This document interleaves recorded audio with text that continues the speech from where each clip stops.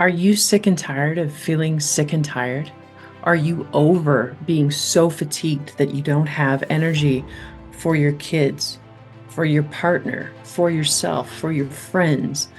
Are you overwhelmed with everyday life and not sure why? Do you feel like that everybody else seems to be able to cope and handle, but for some reason you can't?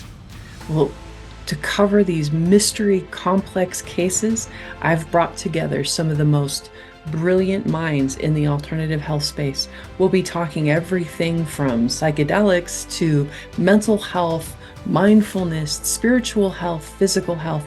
If it has to do with living your best life, I'm going to have a guest on covering that topic.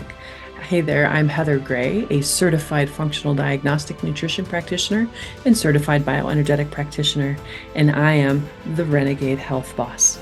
Thank you for joining us, and I hope you will enjoy this show. Welcome our very special guest, Karen Parker. Yay!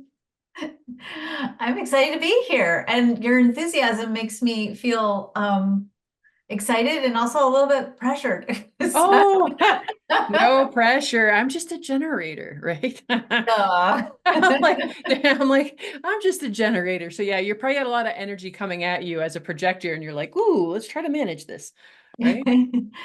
well, I'm actually a manifesting generator, so Oh, I don't know. manifesting generator. Why did I Yeah, think you were a projector?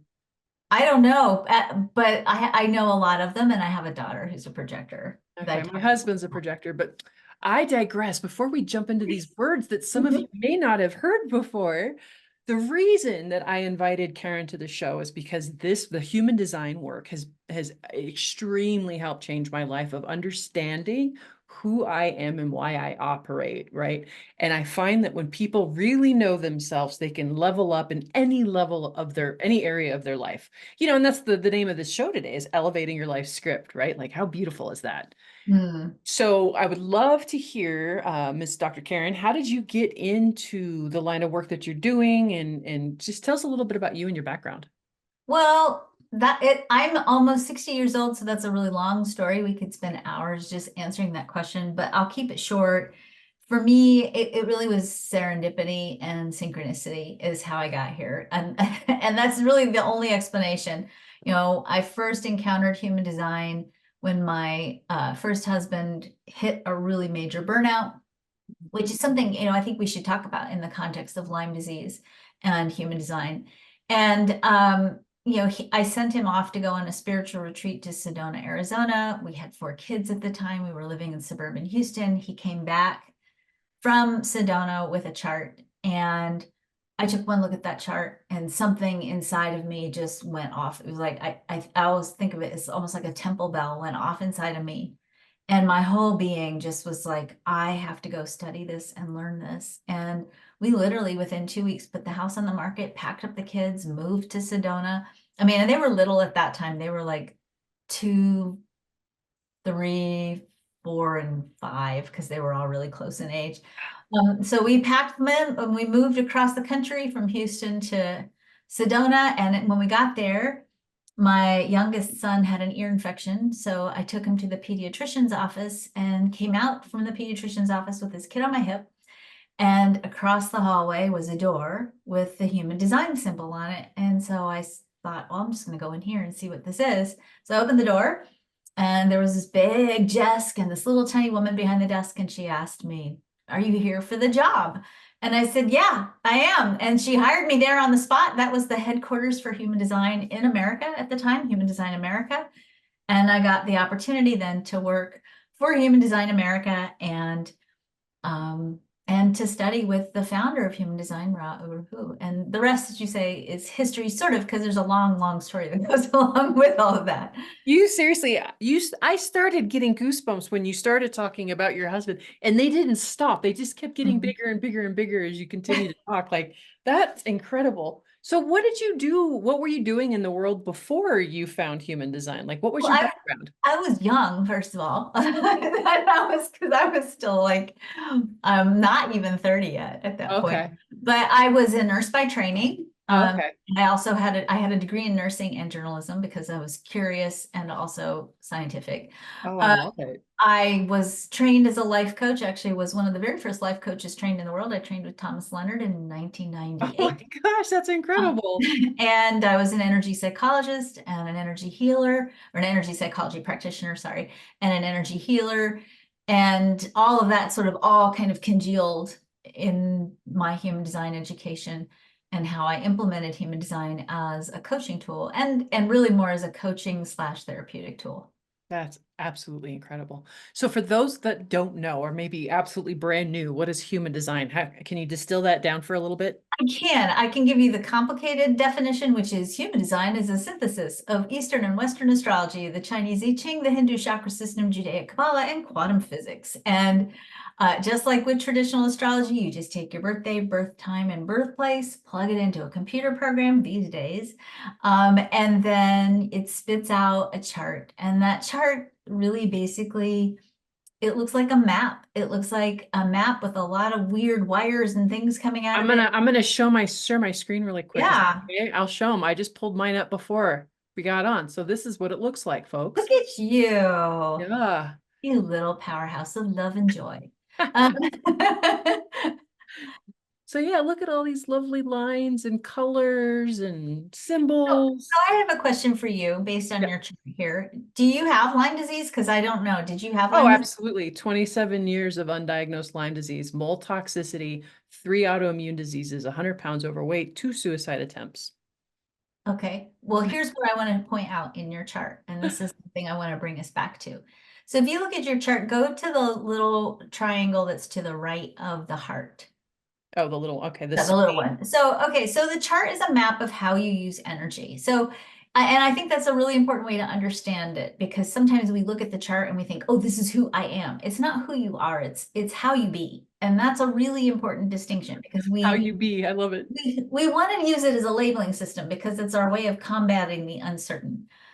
But you're born to interact and engage and be in the world in a very specific way. And that way of being is part of what I like to call your soul curriculum. And oftentimes, our soul curriculum involves the process of forgetting what we came here to do. And then over the course of time, going through a journey where we remember, right? And that forgetting part is what we call conditioning, right? We learn very quickly from the world, from our parents with the best of intentions, from society. We learn very quickly, that maybe it's not okay or even safe for us to be who we are or how we are because we don't fit into the definition or the formula for how to be successful in the world. And because we want to please our parents and we want to be safe and we want to have money and all those things that we're told we have to do to occupy that identity, right? We learn oftentimes to hide ourselves. And when we hide ourselves, it takes a lot of energy to hold up that facade, that identity that we learn to cultivate, right? We learn to be good, or some of us learn to be rebellious, and even being rebellious takes a lot of energy. We learn sometimes just to give up and be kind of mediocre and have a meh kind of life, right? Now, I find that by design, certain people don't have the same capacity to hold up that fake facade or to live up that fake identity, that inauthentic identity. And oftentimes these are people who are highly intuitive. Oftentimes these are people who are here to be healers themselves. Oftentimes these are people who have a life path of helping other people heal that disconnect between who they were told they should be and actually who they were born to be. And that's you, by the way, right? And so if you look at your chart here and you see that little triangle that I pointed out, if you go to the left where there's a number 26, Okay. that's called the gate 26. That correlates to this 26 hexagram from the Chinese I Ching. If you go over to the right, we're going really complex here. If we go over to the right-hand side of your chart where Neptune is, that Neptune is highlighting that gate 26, which means part of your spiritual purpose is working with this theme. Now, this theme is called integrity, but it's integrity that's about structural integrity. It's not necessarily about moral integrity. And for you, integrity is part of your soul curriculum. you have very little wiggle room in being authentic. You If you're not authentic, your body is gonna is because your body's gonna let you know.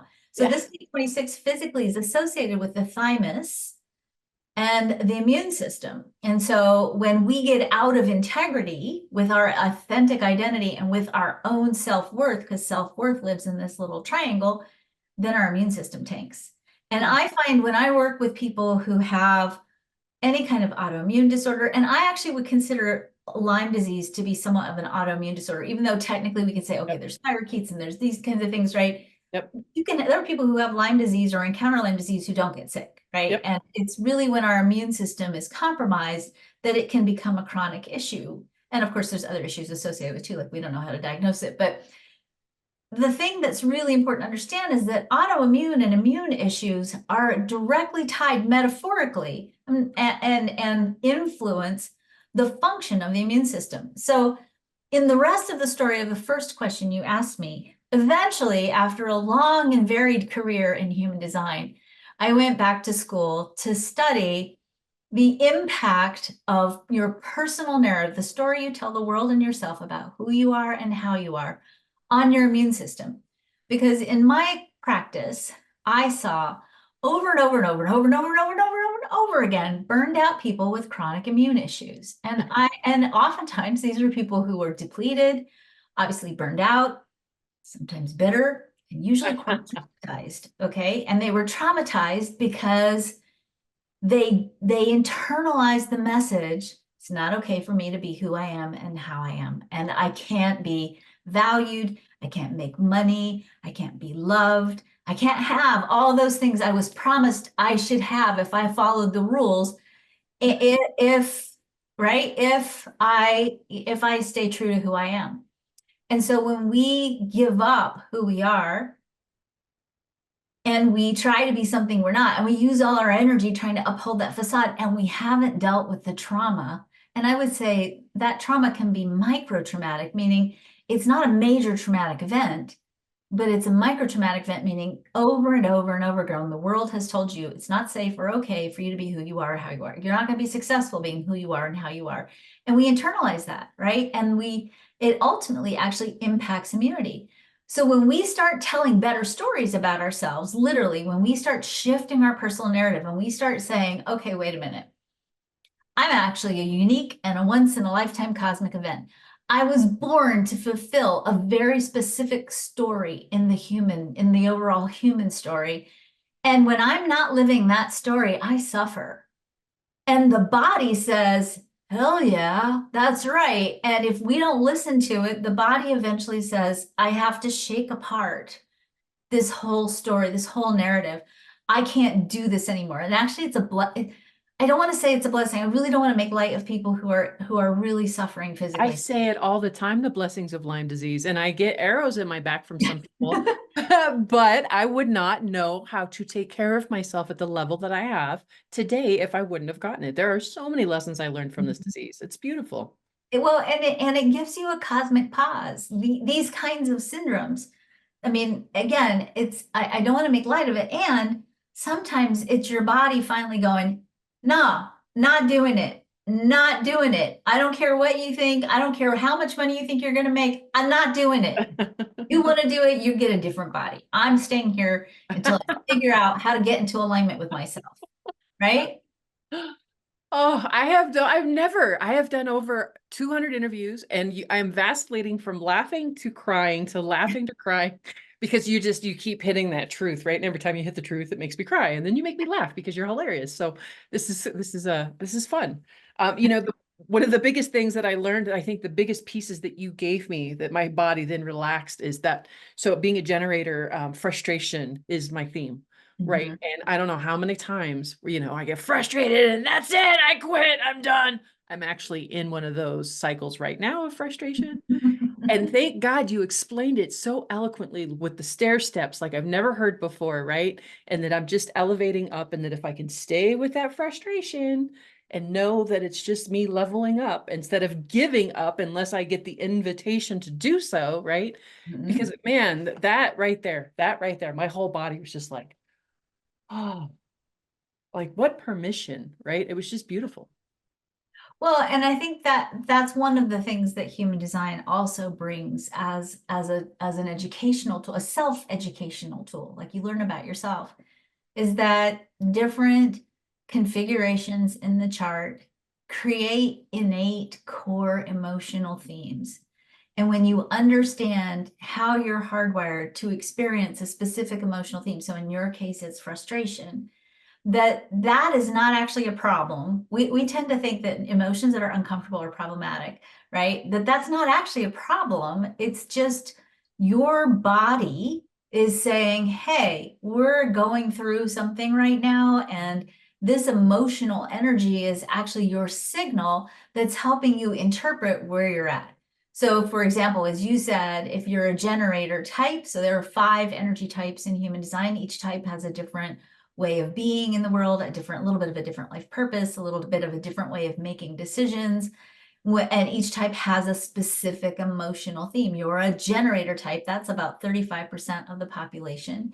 Your job is to take ideas and figure out which ones are the ones that stir up your passion the most, and then keep hammering away at those ideas and practicing them and implementing them and honing them and getting better and better and better at them until you become masterful over the process of learning. And frustration is a signal to you that you're about to go through a breakthrough. You're about to have a leap in growth or a cycle of momentum. If you're a manifestor type, that's about 8% of the population. The manifestor type has an emotional theme of anger. And if you have chronic anger going on in your life, it means that you might want to look at your environment and your internal environment as well, and check in and make sure that you're in an environment that's supporting you creatively, because that anger is a symptom of chronic creative disruption.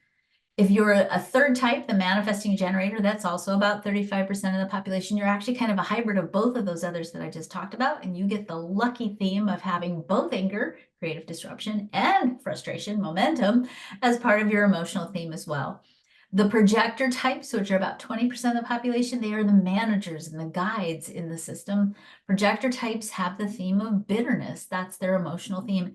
And that bitterness, as much as it seems like it can be problematic, that bitterness is a repelling energy, and it's a repelling energy with great, beautiful deliberation, because when you push people away, you're basically saying, I'm not available for anything right now. And really what that bitterness is, it's a symptom of being depleted and needing to pause and take a rest.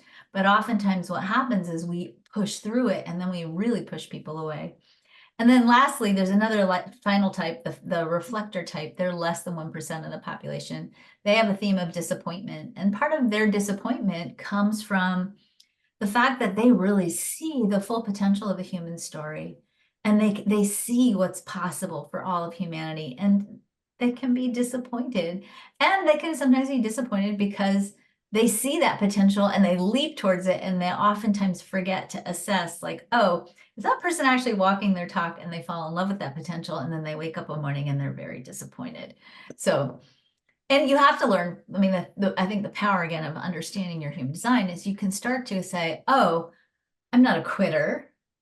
That frustration, as you just talked about, that frustration means, as you said, I'm about to have a breakthrough. Or, ooh, this bitterness doesn't mean I'm a bitter person. It means I'm tired. I need to pause. I need to figure out how to rest, because I'm like flaming out in every area of my life. Though, when you learn to interpret those signals, it starts to give you key information that can help you navigate your life in greater alignment with your authentic self. Oh my gosh, mic drop. Like what a gift that is, right? This is an amazing spot. We're going to take a really quick break. Don't go anywhere. When we come back, we're going to dive a little deeper into elevating your life script, which I think we kind of already started getting into that. Because I just got so excited. But anywho, don't go anywhere. We'll be right back. When you're facing painful symptoms, a diagnosis of chronic Lyme, or an autoimmune disease, it can be overwhelming to navigate. You already know mainstream medicine doesn't have the tools to support you, and often even alternative medicine can become a maze of options without sustained results. Modern living puts significant stress on our systems. To counter this, we need a holistic approach, utilizing the latest technology and guided by physicians with decades of clinical experience. This is biological medicine. The Biomed Center in Scottsdale, Arizona is one of the most comprehensive clinics in the world, incorporating the latest diagnostics available, such as full-body MRIs, computer regulation thermography, heart rate variability, toxin screenings, and along with hormone and gut testing, they achieve the broadest look at all systems of the body. Customized protocols are developed by physicians who have treated thousands of patients in chronic disease by optimizing their biological performance. Save yourself years of suffering and searching with a visit to the Biomed Center, Scottsdale. The future of medicine is here.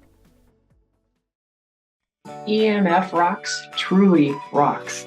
I adore this product. I am very sensitive. Most of us that have chronic illness, especially Lyme disease, are sensitive to EMFs. I can actually run a DNA test to show you if you're going to be sensitive to EMFs. Isn't that amazing? Anywho, I've tried a lot of different products out there, and the one that I have found that works and that's simple and elegant is EMF rocks. You can also get little Faraday cage bags for your cell phones. That's what I put my cell phone in when I am working at the computer. One, it kind of helps me stay focused on what I'm doing and not getting interrupted by my phone, but it also helps mitigate the EMFs coming from the phone. And then I have the rocks with me when I'm working at my desk. I actually have the rocks in bed with me when I sleep at night. And then sometimes if I'm going on long car trips, I'll bring it with me then to help mitigate the EMFs that are bouncing around in the car. Check them out at the resource section on my website. It's thelymeboss.com resource section.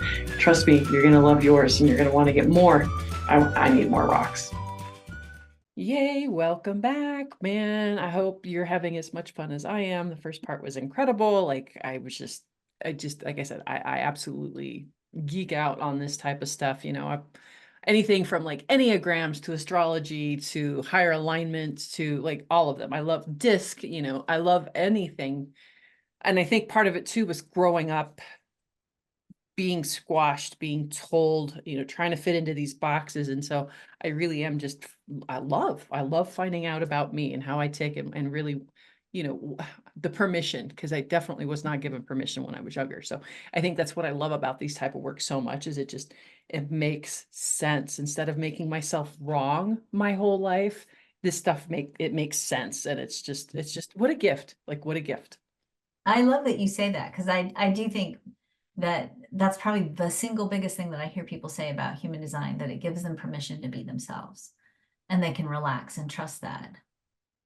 Yeah, absolutely. When I was, brought up, I was not taught to trust myself at all. I was, gaslit my whole life, and then gaslit after, having Lyme disease. And so it took a really long time to figure out who I am, what makes me tick, right? Because for the longest time you would ask me and I'd be like, I'm sorry, can you use that word in a sentence? Like I didn't know what turned me on, what got me excited, what I liked. Like it was sad. But now I'm loving this type of work and loving having these conversations with people like you who are bringing this gift to the world. So tell us a little bit more.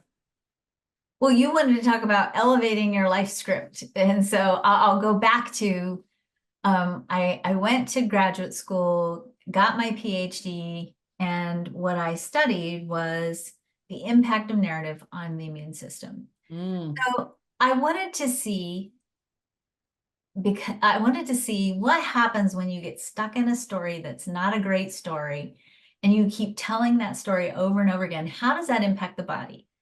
Because I don't know how it is for you, but it's like I can almost instantly spot when somebody's stuck in a story that doesn't feel good. You can see like it's in their countenance, it's in the way their body hangs on their bones. You can hear it in the tone of their voice.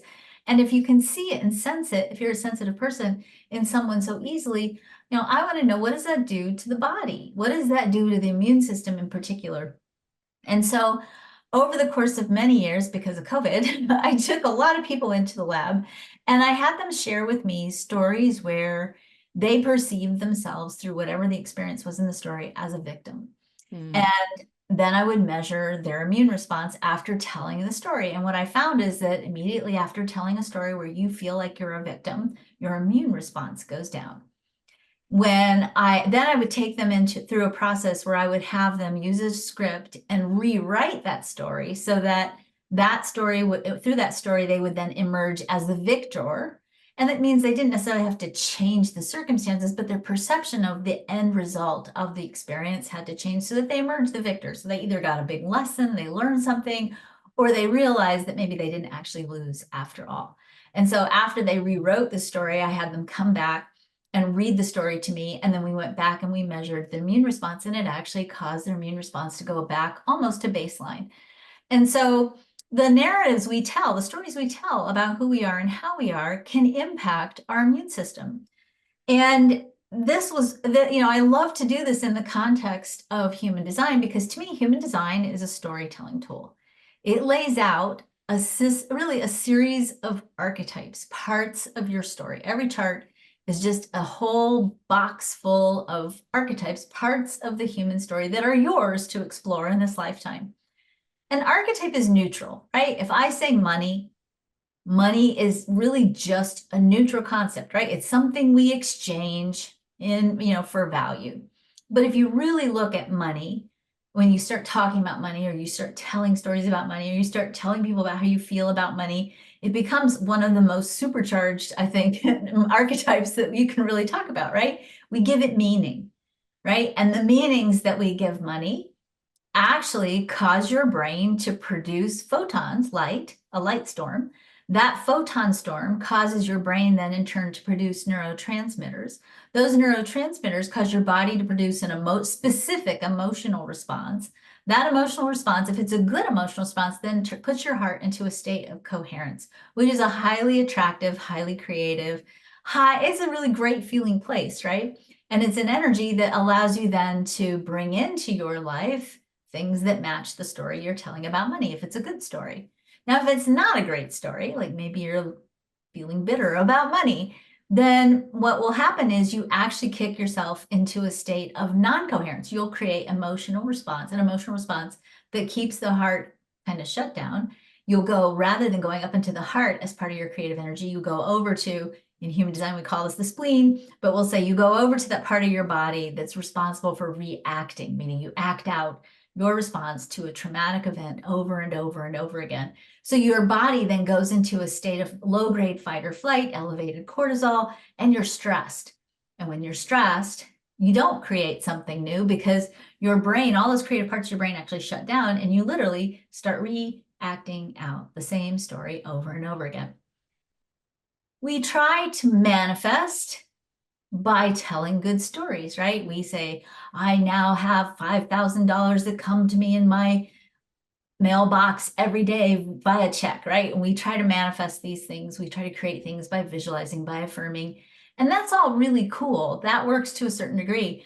But if the story you tell about who you are and how you are doesn't match what you're trying to create, meaning if you don't value yourself, you don't love yourself, you don't trust that you are empowered, if you don't have sovereignty over your own narrative, if you let fear run the show, if you are emotionally reactive, if you don't know how to make good decisions, if you're compromising on your authentic identity, if that's part of the story you're telling yourself in the world about who you are and how you are in the world, that's going to override whatever you're trying to create. And that's going to really be the story that ends up manifesting, if you will, in your life. And that's true whether you're trying to manifest health, wellness, wealth, relationships, whatever it is you're trying to create. You can't create beyond your personal story, which is kind of the set point on the thermostat of your abundance. And so what we do a lot with human design is we use it as a deliberate, intentional storytelling tool. And I take people into it through a process called Story Lab, where we literally look at your life script. What story are you telling? And we, with great intention, using a very specified template-based process and your human design chart, we take you through a process of really getting in there and rewriting that story and then integrating it differently into the body. The thing that's really interesting is trauma and those places where we hold the story about it's not okay for me to be who I am and how I am. We store those stories in the part of the brain that's associated with present time. That's why we keep reacting, right? We still think it's happening. When we go over into creativity, storytelling, fantasy, play, dress up, glitter, and we start really playing with our personal narrative, we actually take that story out of that left brain, present time part of the brain, and we move it over into the right brain, sensual, creative part of the brain, but we also take it out of time, literally. And if you think about storytelling, we always start stories, really good stories, with once upon a time, right? We take us out, or we take us all into this state of kind of time-free creativity. And then when we move that story after we've rewritten it back into present time, the brain doesn't know the difference between a fantasy-based creative story where you emerge as the victor, the hero, or the heroine in the story, when you rewrite that narrative, and then you bring it back into your present awareness and you anchor it in there through creative storytelling, acting it out, painting, poetry, music. When you do that, the brain starts to think it's true, because it is actually true anyway, right? In the true story of who you are incredibly powerful. You're decisive, you're vital, you're a once in a lifetime cosmic event, you're an essential part of the human story. But that's the part we forget, right? And so we have to go through this process of waking up and ultimately remembering and then taking back control over the script we're telling, so we can elevate that script and really live the life we were born to live. Absolutely. It is so beautiful. Wow. What kind of things have you seen happen? Like, what are some success stories that you have, found with people when you started working with them in this way? I love this one. I literally just finished this morning revisiting this with a client of mine. She rewrote her story, and she had been profoundly stuck. She'd lost her job. She was struggling with money. She didn't want to live where she was living. She really wanted to go on a vacation, not vacation, an adventure. Didn't want to go get the same kind of job. And so she went through Story Lab. We worked on her story. She rewrote it. And in her story, she was an adventurer and she went on these explorations. And literally 2 weeks later, after she rewrote the story, a friend of hers called and said, "Hey, I want to go on a safari, but I don't want to go by myself. Will you come with me?" And so she got invited to go on a safari. So we were just talking about that this morning, that she wrote this story about being an adventurer and literally created this adventure in her life. One of my other favorite stories is a client of mine who is a trans man who really has such an incredibly beautiful and very, very courageous story. And I asked him one day, I said, "How good can you stand it? Because what I'm hearing is that you're pushing away all the goodness in your life." And he was like, "Oh, you're so right." So we went back and we actually rewrote that story about being open and receptive to all the goodness. And that process of actually writing in that narrative and reframing his perspective on his own story actually got him inspired to literally write his own story. So he just, again, 2 days ago, just finished his manuscript, submitted it to the publishers, signed a publishing agreement, and it'll hopefully be out by the end of next year. So just, that simple process of just You changing. will have to let me know what that's called and when that comes out. I have a transgendered son. Mm. Very similar language coming out of his mouth, and he can't hear it from me, Mom. Like earlier today, I can't find a job, nobody wants me, blah blah blah blah blah. And I was just like, you need to tell a different story. And then he just went right back into the same loop. And I'm watching this loop, but of course I'm Mom, and he's just like, whatever, Mom. Another. I keep telling my 15-year-old, "I have a PhD." And she's like, "Yeah, but is that peer reviewed?" I'm like, Oh, I love you for saying that, but also no, but so what, right? back in the day, if I ever wanted him or my ex-husband to believe anything I'd say, I'd watch a documentary on it, right?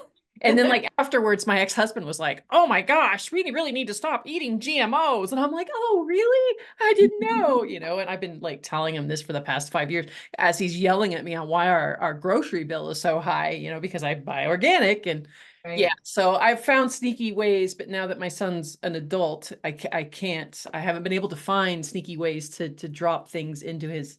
So everybody write this down. The name of this author is Jay DeFazio. And I'll make sure when it comes out, I will be screaming this book you will bawl your way through this book. It's such a beautiful story. Oh, really, really beautiful story. just Jay. J-A-Y DeFazio. What a cool name. But yeah, I'm definitely gonna have to look that up. Thank you so much for bringing that up. So we're talking about money and health, adventures. What kind of stuff have you seen in people's relationships? Because those are like the three big areas, right? I see with problems: relationships, health, and money.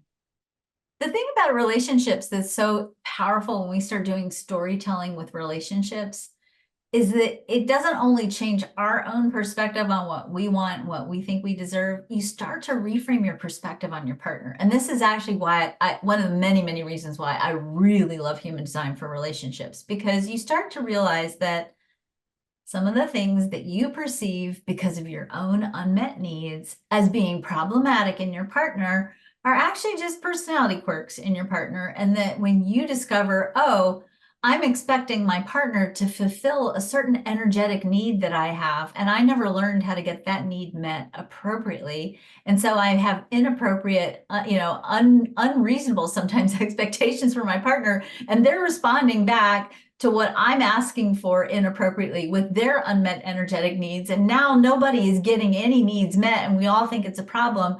When you start to rewrite, first of all, when you can start to reframe your perspective on your partner, it's amazing how quickly your partner's behavior improves. And then, of course, when you sprinkle in human design, you start to see like, oh, some of the things that feel so problematic. Like I'll use my husband as an example. He's moody. Oh my God, he's Is he moody a and projector? provocative. No, my first husband was a projector. My current husband, who I've been with for 18 years, is a generator type, but Oh, he's moody, oh. and he's provocative, and it used to drive me nuts, even though I knew his human design, until I finally was realizing, okay, in my design, I'm very sensitive, and I like things to stay the same, including people's moods, right? And Yeah. that's me, right? That's me. And he's not designed to have the same mood every day. He's a very creative, very artistic person. He's an architect. He has moods all over the place because that's part of his creative energy. And when I can go and be with him and be present and know, okay, I'm an empath, energetically, I'm an empath. He's not. And when he's having all of his feelings, that's his feelings. That's it. That's all it is. It's his feelings. It has absolutely nothing to do with me. And when I can say, oh, instead of saying, this is a really provocative man with a bad attitude, which was some days I have to work on that mindset. And I could say, oh, this is a really creative person. And I can hear this creative cycle rolling through his energy. And I love that creative part of who he is. And it's really intense right now. So I'm very sensitive to that. I'm going to say, love you, honey. I'll be in the office. Bye-bye. Or I have learned to be really present to it, really let it come through me. I can be a screen, right? And I can say, okay, he's in this place in his creative cycle, but I don't take it on as my own. I don't absorb it. I don't become responsible for it. I don't think it's about me. Now I know it's about him. And I know, and understanding his chart has given me a huge ability to just let him be where he is without being responsible for his feelings.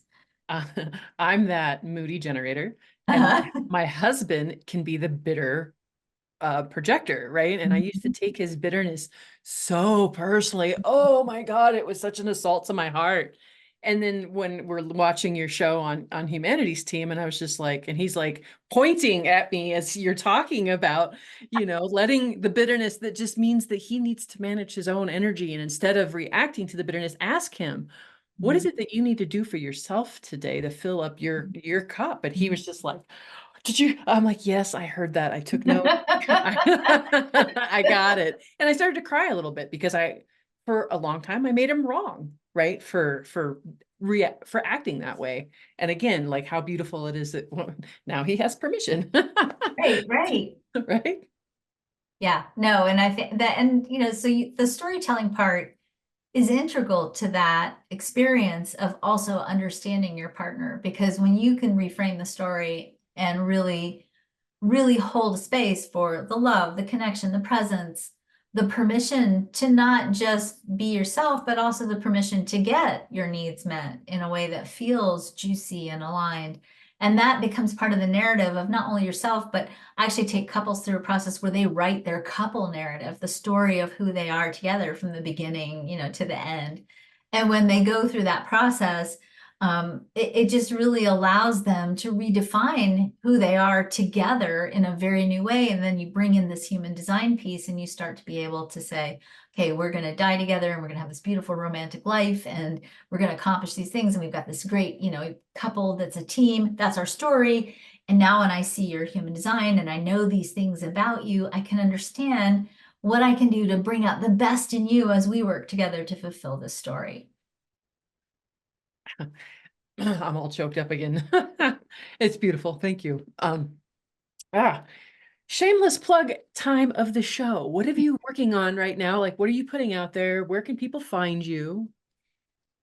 So I am working, well, I'm always working on stuff like that's a whole nother show right there. But I think one of the things that I always want to encourage people to do is go get your human design chart, because then you have that chart and you can start with that chart. It gives you the beginning part of the journey. It's sort of like if you're going to pack your backpack and start off on an adventure, you want to have your chart in your backpack because that's the map, right? You need that map to know where you're headed. And so if you want to go get the chart, you can go to freehumandesignchart.com. You need to know your birthday, birth time, and birthplace. We don't need to know what room you were born in at the hospital. Sometimes people will say, I was born at this hospital in room 302. Like, that's very specific. I've never heard that before. And that chart will generate for you the beginning map for your story and your adventure. Fantastic. And then how about if they want to come work with you or find out more about what you're doing?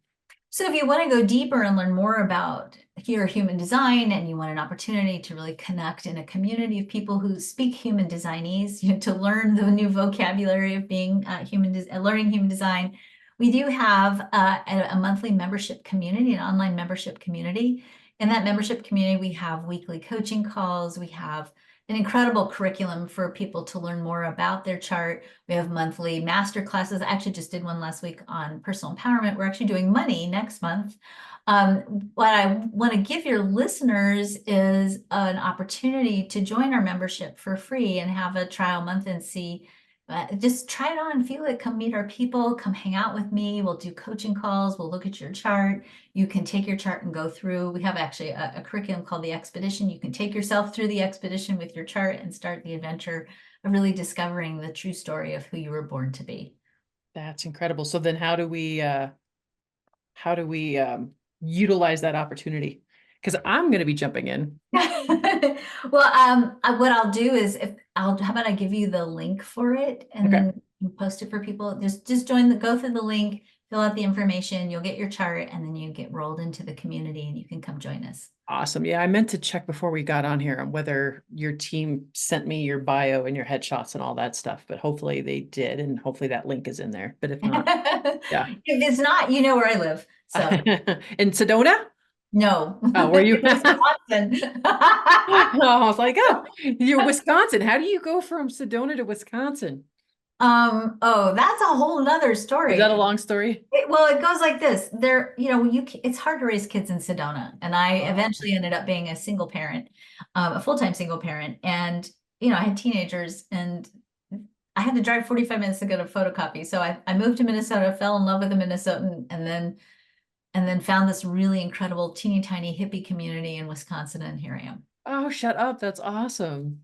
Okay. Yeah, very cool. I'm in Colorado. Just not too far away from Boulder. So I've got a bit of a hippie vibe in this area as well. So gotta love our peeps. Amazing. Karen, I cannot even say thank you enough to the bottom of my heart. And if you put anything new out there, a book, and you want to promote, hit me up. I would love to have you back. You have been by far one of my favorite guests ever, and I would love to have you back. So the invitation is there, and everybody else, make sure to go check out the show notes. If you like what you hear, make sure to share, like, and subscribe, because that's how this information gets out in the world. That is how we continue to share and elevate and bring up consciousness and change people's lives. So thanks again. Stay tuned and have a healthy day. Thank you. And as always, if you were inspired by anything that you heard on today's show, make sure that you like, share, and subscribe. That's the only way that we help change people's lives and get this information out into the world so that change can begin one person at a time, the way that it did with me and changed my life so many years ago. Make sure too, right, if you really want to start changing your life, it starts with your diet. It starts with what's on the end of your fork. And if you want to start making changes, go to my website, www.renegadehealthboss, RENEGADE, health, HEALTHBOSS.com. and download your free ebook, your free cooking guide, Real Cooking to Real Life. And in there, you'll also find links to the videos. Don't just learn what to eat, but why, right? Don't just learn how to cook, but the reasonings behind why I use some of the tools that I do, the toxins. You've got to lower your toxic burden, and we can do that in the kitchen and with what you eat. So make sure that you pick up that free resource. It's amazing.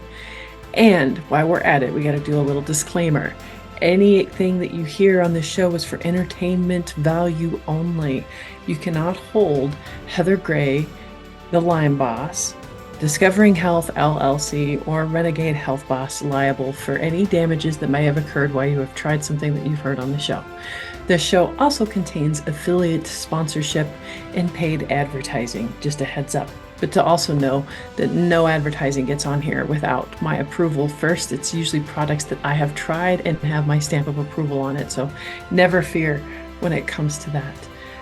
But yes, cannot hold me liable. Do not, this is for educational purposes only. Please make sure that you talk to your doctor before making any medical changes. And God bless. Stay tuned.